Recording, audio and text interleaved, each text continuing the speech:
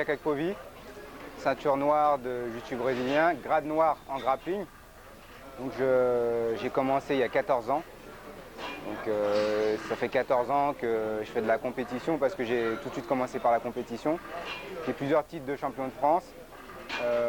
Cette année, je suis vainqueur de la Coupe de France. Je suis double médaillé mondial à Moscou en grappling. Je suis médaillé au championnat d'Europe récemment à Sassari.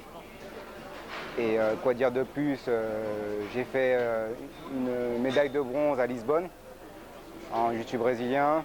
Et on va dire, je suis habitué, un habitué des compétitions, que ce soit aux États-Unis, en Europe, en France.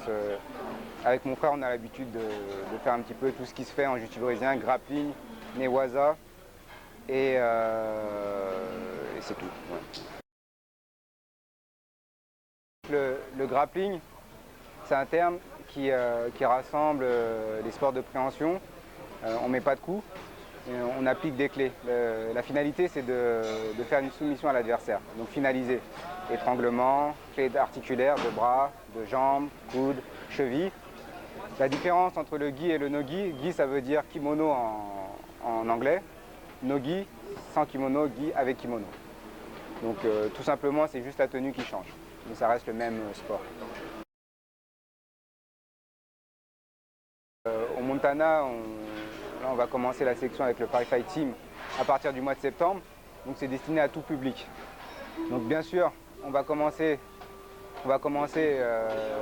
vu que pour l'instant on part de zéro ici, ça va être ouvert bien entendu aux débutants, donc ils vont venir en nombre, et sachant que même les intermédiaires, voire les confirmés, ils vont pouvoir progresser, s'entraîner avec nous.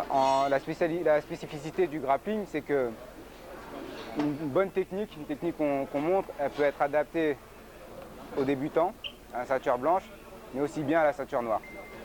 C'est juste que la ceinture blanche, elle va peut-être mettre plus de temps à l'assimiler, mais la ceinture noire sera plus rapide, mais en tout cas, c'est destiné à tout public. C'est très très simple. Le Montana, en fait, tant qu'on n'est pas venu voir, on ne peut pas se représenter, on ne peut pas imaginer ce que c'est. Donc c'est sur Paris, place Clichy, 3000 m², plus de 3000 m². Une cage de MMA officielle, je crois que c'est la seule comme celle-ci à Paris et en France, avec une belle surface de tatami. Franchement, quoi demander de plus? Je pense que c'est exceptionnel, avec entouré de coachs compétents, que ce soit en MMA, en kickboxing et en Krav Maga.